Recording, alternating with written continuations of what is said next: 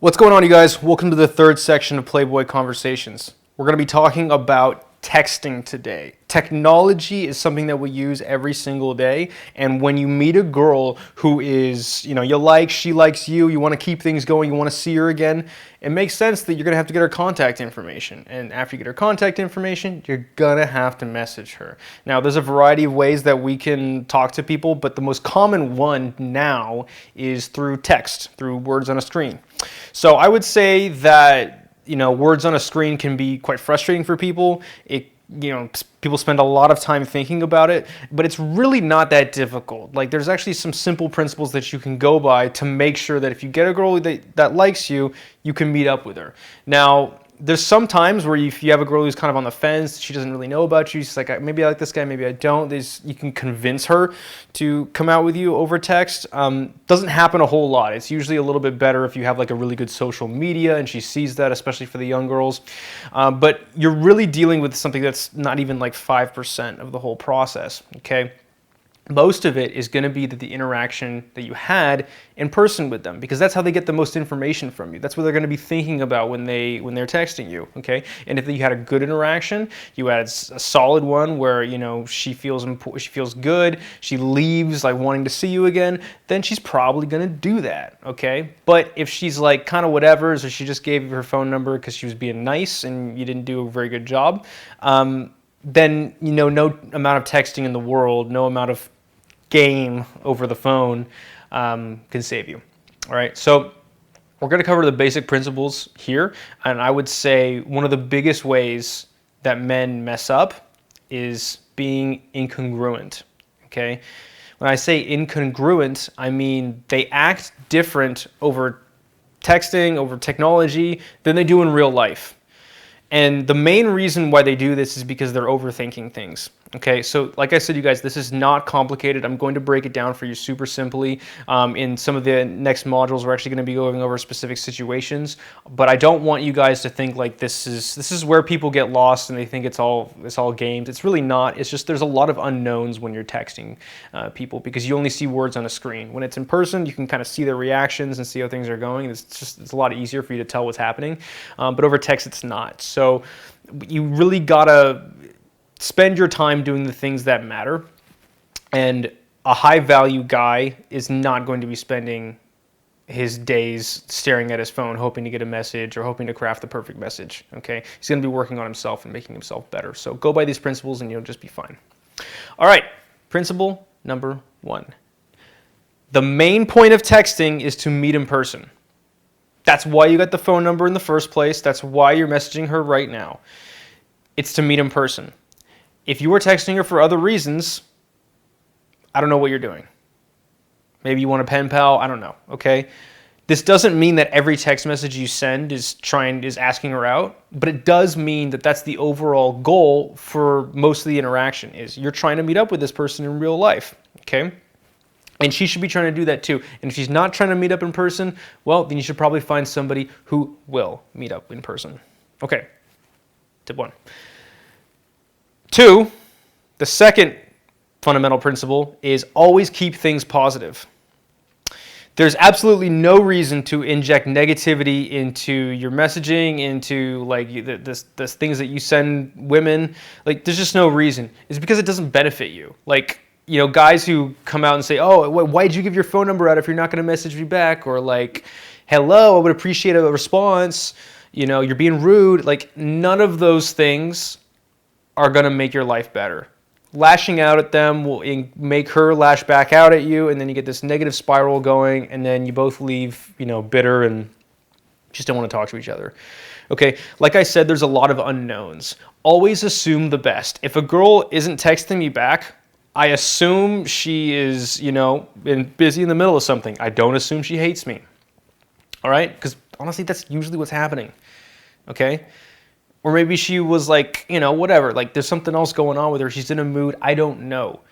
But if you assume the worst all the time, then you're gonna burn a lot of bridges.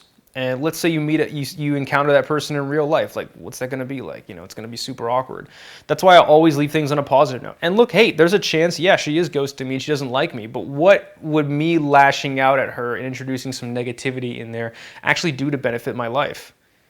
And I had a girl who kind of ghosted me one time. I saw her in real life. I was like, hey, how's it going? And she's like, oh, hey, listen, sorry I couldn't get back to you, blah, blah, blah. And I was like, hey, it's not a big deal, no worries. And then she introduced me to one of her friends, and I fucked her friend. It can happen. Now, if I had lashed out at her and been all negative about it, do you really think that would have happened like that? No, probably not. She probably would have avoided me, or it would have been really awkward, if I had said hi to her or like we had seen each other. Okay, so there's no reason to introduce negativity. All right, cool. 3, don't spend hours thinking about your next message. I kind of talked about this at the beginning. Like I said, that's not how High Value Guy does things. Like, if you price your time at like $50 an hour, which all of you at a fucking minimum should be doing that, who's watching this video. You should price your time at $50 an hour, and you spend an hour or two thinking about, waiting for a text message, or thinking about what to send next. How much money is that costing you? If you did that just for like an hour a day, that'd be $50 a day. $50 a day, giving this girl, 10 days, 500. 100 days, $5,000. Hopefully you're not staring at your phone for 100 days would be crazy. Okay, but really, how much is that costing you? It could be 2 to 3 hours a day, in which case you're spending thousands of dollars a week or a month thinking about, deliberating on what text message to send this person. It's a poor use of your time. So usually the more a guy thinks about the message to send, the less congruent it is. So, like I said, guys, don't spend so much time thinking that this is important. It's not as important as the initial interaction you had. Really, you're just seeing if she's you want to be in the position where you're seeing if she's like a good fit for you, not trying to get validation that she likes you. Looking for validation is going to lead you staring at your phone, waiting to get that little bit of dopamine that you get when you receive a text message. Okay, that's not a high value position to be in. That's a low value scarcity mentality to have.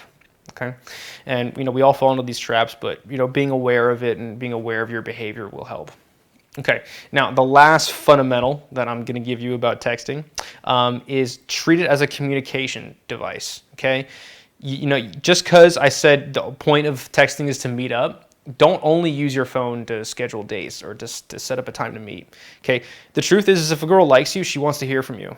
And I would say if you're seeing a girl, maybe you're sleeping together, you're dating, she probably wants most girls are going to want to hear from you, every day or every other day. This does not mean that you have to text them every day. I don't usually text women that I'm seeing every day, but I do text them. I ask them how they're doing. I'm checking in on them. That's one thing they want. They want a guy who cares about them. They want a guy who's thinking about them. And too many guys I see, because they're trying to act not needy, they don't do this. Okay, so yes, you can look needy, but usually the way guys look needy, again, is by just thinking about the message the whole time. That's when usually the neediness comes out. But if you don't, and you just text her when you want to text her, what you want to text her, usually it kind of evens out a lot better. Now, you have to pay attention to what you want and why you want it. If you want something because you're looking for validation, again, that's where you get into the needy realm, where you're just texting to get a text.